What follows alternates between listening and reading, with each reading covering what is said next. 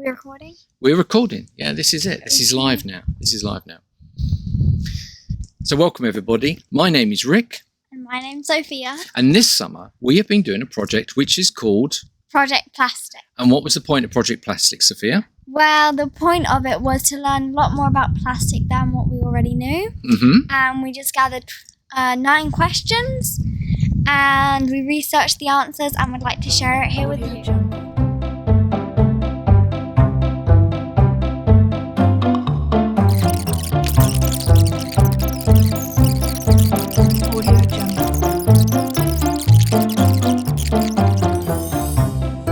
So Sophia and I have come down to the river, haven't we, Sophia? Yes. And why don't you tell everybody where we are exactly? Well, right now we are sitting in the south of Spain in our town Ayamonte, and behind us is Portugal. And to the right of us is the sea.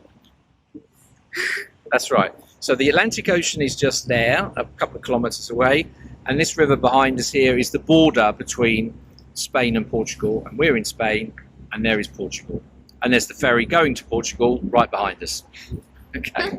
So we want to talk a bit about Project Plastic, don't we? Yes. One of the questions we set ourselves is plastic good or bad? Did we find anything that was good about plastic, Sophia? Yes, we did. We found out that on the good side, plastic offers benefits that other materials do not. Oh, okay. Such as? Such as plastic was made as an alternative to natural resources, which is a good thing, right? That is a very good thing.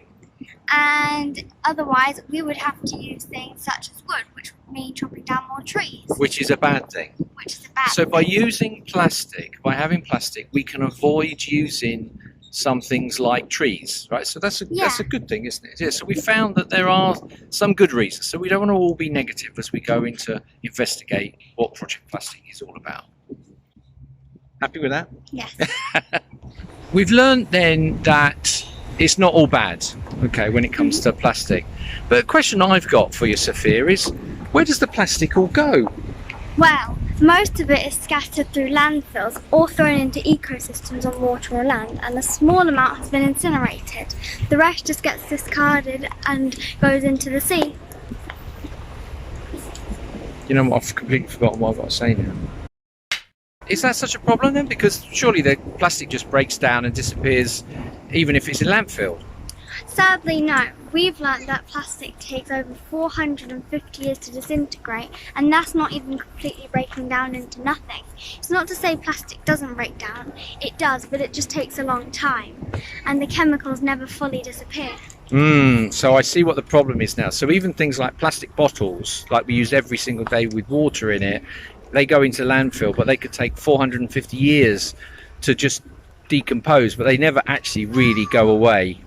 Yeah, the chemicals never disappear. Okay, so that's interesting. So we've learned that plastic doesn't really disappear, even though it might kind of break down. But why is that? Why does plastic just not disintegrate and disappear totally? Because these chemicals do not exist in nature, and therefore there are no natural organisms that can break them down effectively or at all. I've read that there are some types of fungi that can eat up the plastic, but I'm not really sure. I need to look more into that.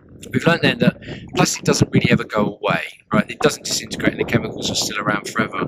So are there any alternatives to plastic? Have you found anything that would replace plastic? There are many organic materials that could replace plastic, but plastic is very good at what it does. Take paper straws and plastic straws, for example. That's a great suggestion, exactly. Because paper straws, when they get wet, they kind of they collapse, don't they? Whereas a plastic straw, you can always use it. You can always use it, yeah.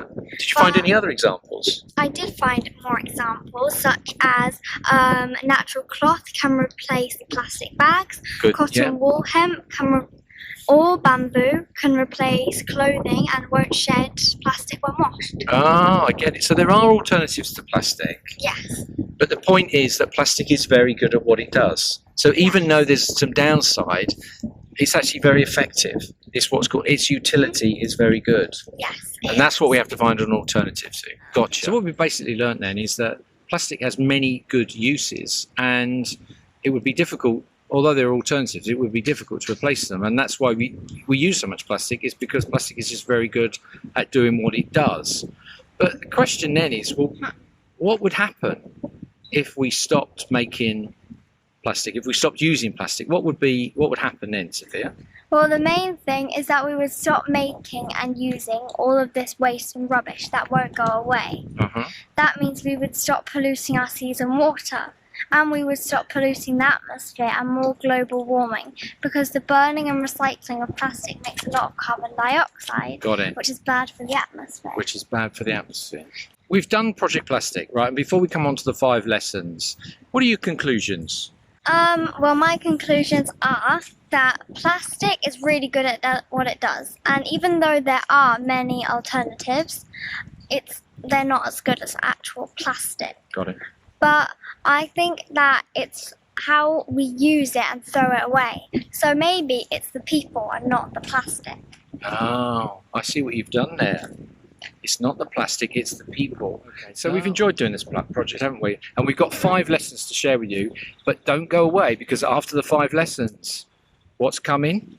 A plastic cat. A plastic cat. And how big is the cat? Massive. It's a massive plastic cat, so you don't want to miss that. Coming up after the 5 lessons. Say cheerio, Sophia. Cheerio. There's our 5 lessons coming up now. Lesson 1. Plastic never goes away. Plastic is a material made to last forever, yet 33% of all plastic, such as water bottles, bags and straws, are used just once and then thrown away. Plastic cannot biodegrade. It breaks down into smaller and smaller pieces. In fact, we learned that plastic materials can remain in the environment for 2,000 years or even longer. And it gets worse because the different chemicals can stick to each other and can't be washed away. These are chemicals in plastic that are used to give plastic different qualities, like being hard or soft, rigid or flexible. These chemicals are oily poisons that can seep out of the plastic when it is dumped in the landfill. Because the chemicals repel water and stick to other plastics, they can't be washed away. Instead, the chemicals accumulate to other plastic. Lesson 2. Plastics can make us ill. Toxic chemicals seep out of plastic and are found in the blood and tissue of nearly all of us. Exposure to plastic has been linked to cancer, problems with your immune system, and other illnesses. Oh my word, we're going to have to look into that more, aren't we? Of course. Lesson 3. Plastic spoils our water. There are thousands and thousands of landfill sites around the world. This is where we dump our rubbish and waste plastic. Toxic chemicals from the plastic we throw away can seep into the groundwater that flows underneath these landfill sites. This contaminated water then flows downstream into lakes and rivers and the sea. Lesson 4. Plastic threatens wildlife. There are many problems for wildlife caused by plastic that is thrown away. Wildlife can become entangled in plastic. They mistake it for food and eat it. Worse, they can feed it to their young. Over 260 species, including invertebrates, turtles, fish, seabirds and mammals, have been reported to eat or become entangled in plastic debris, resulting in impaired movement and feeding, reduced reproductive output, cuts, ulcers, and even death. Nowhere is safe, as plastic waste has been found littered in extremely remote areas of the Earth. In our oceans alone, plastic debris outweighs zooplankton by a ratio of 36 to 1. That does not sound good. That is terrible. Lesson 5. Plastic piles up in the environment. There are more than 5 trillion pieces of plastic weighing over 250,000 tonnes floating in the sea. Americans discard more than 30 million tonnes of plastic a year. But only, Sophia, only 8% gets recycled. Where does it go? The rest ends up in landfill, is burned or becomes litter. Done. That's a wrap.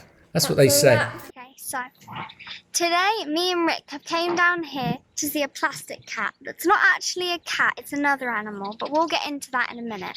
So Rick, tell them exactly where we are. Sophia, today we're in a town called Alcatim and we're actually on the Portuguese side of the border. And behind me, what you can see there is Spain, and that is a town called Sanlúcar. It's the same river that we filmed on the other day, but we're just on the other side of the border. And we're actually gone back an hour in time. An hour in time. Exactly. So tell me about the cat that's not a cat. Well, the cat that's not a cat is actually an otter, and the reason behind that is because otters live in the river just behind us. Oh, amazing. So this is a sculpture of an otter. Is that what we're going to see? Yes. And what is it made out of, Sophia? Well, it's made of plastic waste, people's rubbish. So it's like one person's waste. Is another person's treasure. I get that. Should we go see it? Yes. Shall we? Let's go. This is the otter behind us. Oh, wow. And what have you been able to find out about the otter? Not very much, other than it's made by a local artist around here, and we've named it Ollie. We've named it Ollie. Should we go and find out what it's actually made out of? Yes, let's do that. This otter is made of loads of different types of plastic, like plastic chairs, plastic bins, plastic builder helmets, and you know what, Rick? All these pieces of plastic have just been thrown out and won't decompose for thousands of years. Oh my word, so what would happen to them? So what's going to happen to it all, Sophia? Landfill. Landfill? It will end up in landfill? Yeah, sadly it would. Sophia and I have earned ourselves a treat, haven't we? We've been filming and recording and doing all this work for Project Plastic, and we've come into town for an ice cream because it's a hot day. But guess what? Plastic spoon and plastic bottles that will only be used once. Exactly, and that, my friends, is the problem. The big problem. A big problem. Hello.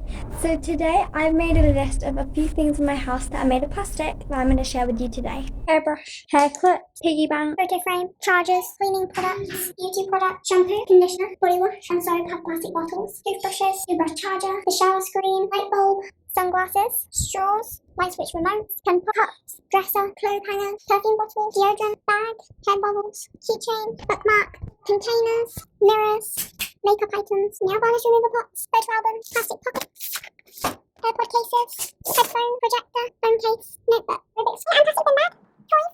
Well, we finally finished Project Plastic, haven't we, Sophia? Yeah, we have. We've had a great summer, but all good things must come to an end. So back to school for you tomorrow, isn't it, Sophia? Yes, it is. And it's back to the nursing home for you, Rick.